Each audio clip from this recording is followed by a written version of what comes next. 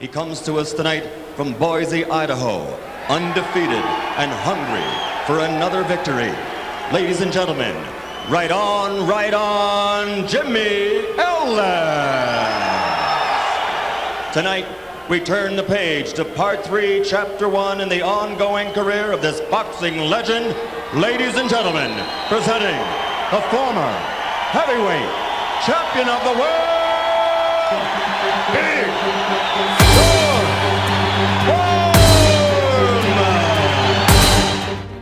At 42, George Foreman was making his first appearance in the ring since losing a valiant 12-round decision to undisputed heavyweight champion Evander Holyfield less than 8 months ago.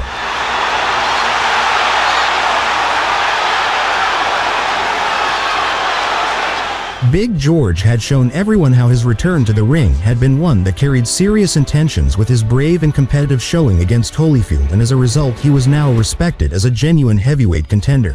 Middle age, I was still considering myself an athlete and ready to conquer the world. Foreman had selected the undefeated former Boise State football player Jimmy Ellis to fight next. You know, looking back at it now, really all I did when I was on the football field was fight. So really it was an easy transition for me to go from football to boxing because I was boxing and football. This was a huge step up for Ellis, who in 2 years of being a professional had 17 fights and a total of 36 rounds under his belt.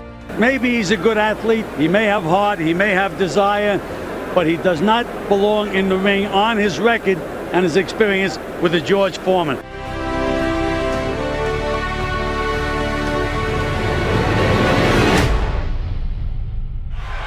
George Foreman heavily favored in this bout, in favor of George Foreman.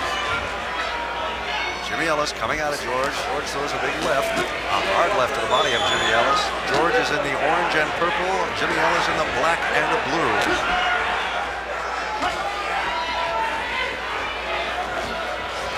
George throwing left jabs, one glancing off the nose of George Foreman that misses entirely.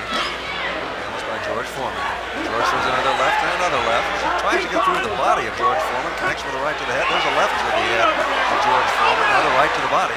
George Foreman said just yesterday that these are dangerous fights, loud and they're strong. He has every bit of respect for his opponent, Jimmy Ellis. The Foreman jab was doing damage early as his forehead was slowly turning pink. Hand right. Jimmy Ellis beginning to ridge of his nose. Ellis comes out of the camp of 10 Goose Boxing and George Foreman weighs in with left right. Foreman seemingly connecting at will to the face of Jimmy Ellis. Don't make this guy get close to you. He's using that jab. There's Foreman with a left-right combination. He sets it up with that lumbering left.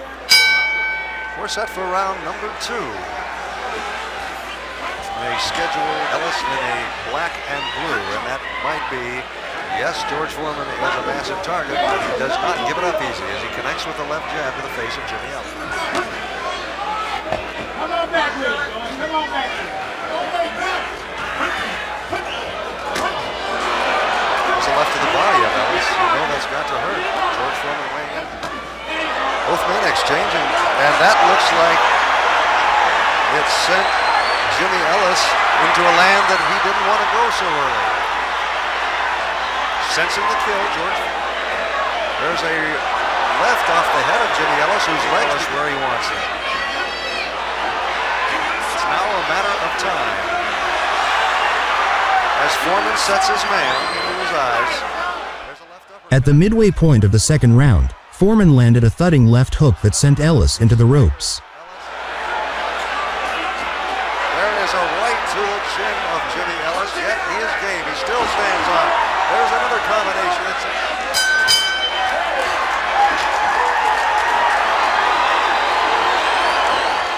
As Foreman reluctantly hurting Ellis, the timekeeper inadvertently rang the bell 15 seconds early, signifying an end to the round.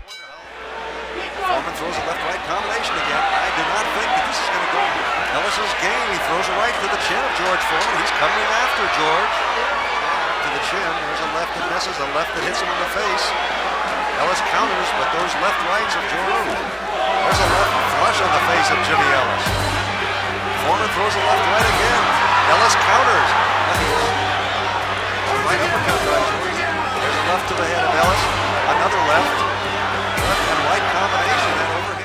With the third halfway gone, and having proved his chin was as strong as his heart, Ellis was saved by Steele's decision to stop the bout. Measure his man.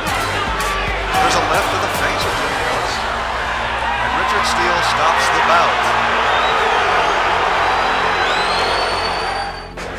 Look at that right by George Foreman as he connects to the head of Jimmy Ellis. Ellis is game, but every one of those punches of Foreman's are connecting. I hit him with a lot of hard shot and kind of hurt.